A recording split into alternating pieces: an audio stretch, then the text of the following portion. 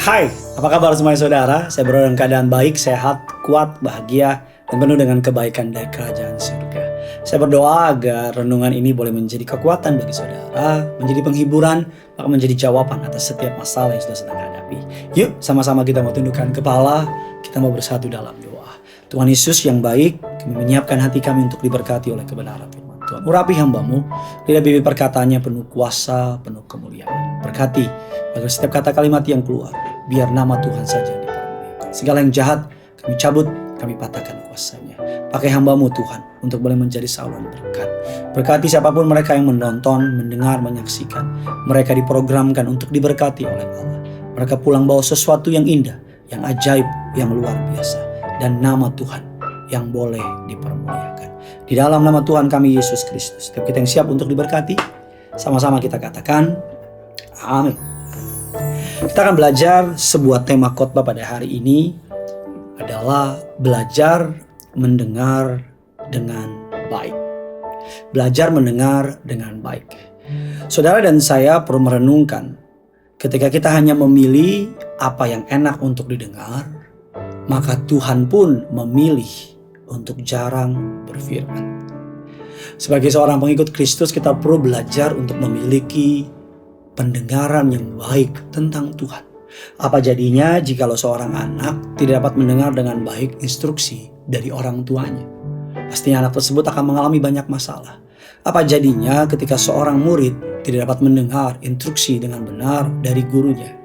Apa jadinya jikalau setiap kita tidak dapat mendengar ketika orang berbicara kepada kita? Seringkali secara audible telinga kita bisa mendengar perkataan manusia, tapi jarang kita dapat mendengar perkataan Tuhan.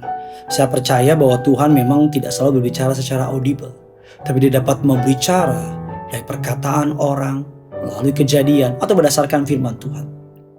1 Samuel 3 ayat yang pertama. Samuel yang muda itu menjadi pelayan Tuhan di bawah pengawasan Eli. Pada masa itu firman Tuhan jarang, penglihatan pun tidak sering. Kondisi pada masa itu dikatakan imam tidak mengindahkan Tuhan. 1 Samuel 2:12, imam mencuri bagian korban yang bukan hak imam. 1 Samuel 2:13-17, imam melakukan perbuatan asusila. 1 Samuel 2:22-25, imam membiarkan kondisi tersebut tanpa tindakan tegas. Para imam yang dipilih oleh Allah untuk melayani di baitnya yang kudus justru menumpulkan telinga mereka, menutup telinga mereka atas perkataan firman. Sehingga Alkitab katakan tadi, pada masa itu firman Tuhan jarang, penglihatan pun tidak sering. Ketika manusia memilih untuk memuaskan kedagingannya, memilih mengumbarkan kedagingannya, maka ketika itu juga Tuhan akan jarang berfirman. Ataupun dia berfirman, orang tidak dapat mendengarnya. Kita melihat bagaimana cara Allah mempersiapkan Samuel. Dia melatih imam yang baru ini, 1 Samuel 3, 4 dan ke-10. Lalu Tuhan memanggil Samuel. Samuel belum mengenal Tuhan dan firman Tuhan belum pernah dinyatakan kepadanya. Lalu datanglah Tuhan berdiri di sana memanggilnya, Samuel. Dan Samuel pun menjawab, berbicaralah sebab hambamu ini mendengar. Saya perhatikan bahwa pada masa itu firman Allah jarang. Pada masa itu penglihatan jarang, firman Allah jarang. Alkitab mengatakan, tetapi ketika orang memilih tidak mengindahkan Tuhan, para imam tidak memilih mengindahkan, para senior, mereka banyak melakukan perkara-perkara luar biasa, mereka lebih dulu daripada Samuel. Tetapi yang junior ini, ketika Tuhan memanggil dan dia menjawab, mendengar, berbicaralah sebab hambamu ini mendengar. Tidak mengindahkan Tuhan versus berbicaralah sebab hambamu ini mendengar. Dari kisah ini kita dapat mengetahui sesuatu hal yang menarik, bahwa Tuhan tetap berbicara, tinggal kita mau dengar apa tidak. Dalam 1 Samuel 3 ayat yang ke-19, dan Samuel pun semakin besar dan Tuhan menyertai dia, dan tidak ada satupun firman-Nya itu yang dibiarkannya gugur. Bagaimana kita dapat memiliki panggilan, bisa mendengar suara Tuhan dengan baik? Kata kunci yang pertama adalah relationship atau hubungan. Semakin dekat, semakin saling mendengar. Semakin jauh, semakin sering terdiam. Semakin dekat, semakin saling mendengar, semakin jauh, semakin sering terdiam. Biasanya kalau ketemu teman, semakin dekat, dari jauh kita bisa teriak, wah! Kita bisa ngomong apa aja. Tapi kalau udah lama gak ngobrol sama teman kita, ketika kita ketemu, kita jadi segen, kita jadi sungkan. Takut ganggu, takut gak enak. Jadinya diem. Suatu hari ada seorang hamba Tuhan yang datang ke rumah jemaatnya yang sudah lama berbulan-bulan tidak mau menampakkan diri ke gereja. Dan ketika datang ke rumah hamba jemaat tersebut, hamba Tuhan tersebut bertanya, kenapa Bapak gak pernah gereja? Dia bilang, saya kecewa sama Tuhan. Saya berbicara kepada Tuhan, bertanya kepada Tuhan, tapi Tuhan tidak menjawab doa saya. Bahkan tidak ngomong apa-apa sama saya. Dan ketika hamba Tuhan itu ngomong, menyampaikan firman Tuhan, dan jemaat itu yang udah lama gak gereja bilang, saya gak dengar suara Bapak, bisa lebih keras lagi gak?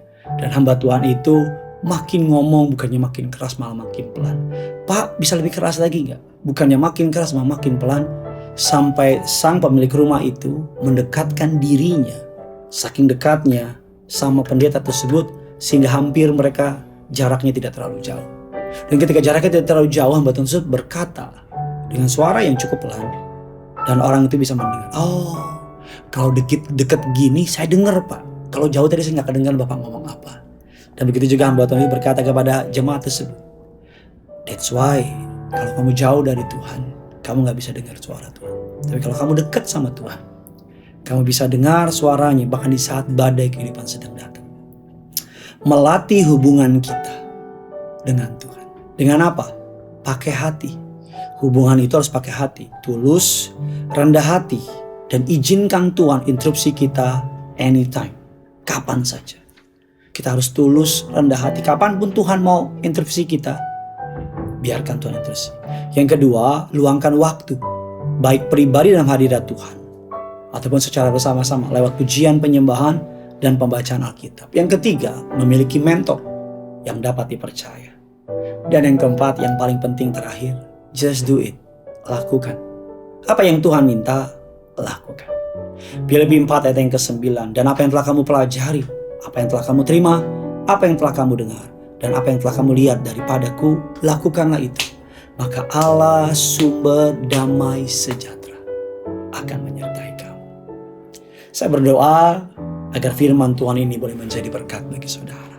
Bagikan kabar baik ini sebanyak mungkin, agar bukan hanya saudara yang diberkati, tapi banyak orang di luar sana juga boleh diberkati.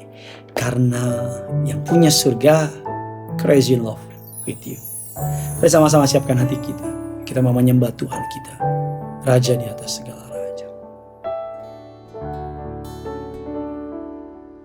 Ku siapkan hatiku Tuhan, untuk dengar firman-Mu saat ini.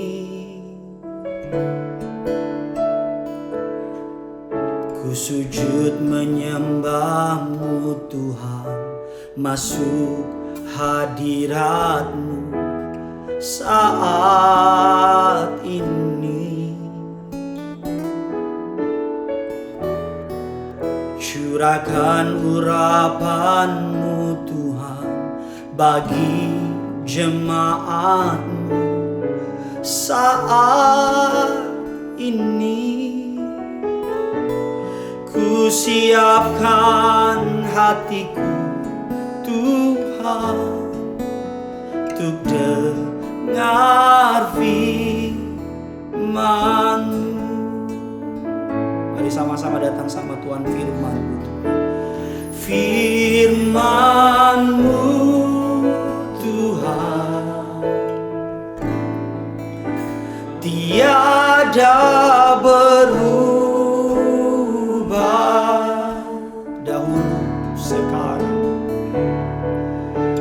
dahulu sekarang, selama-lamanya, tiada berubah. Firman-Mu Tuhan, firman-Mu Tuhan, penolong hidup, penolong hidupku. Ku siapkan hatiku Tuhan, untuk dengar firman. Mari sambil bawa hatimu, bawa kerinduan, katakan firman-Mu Tuhan.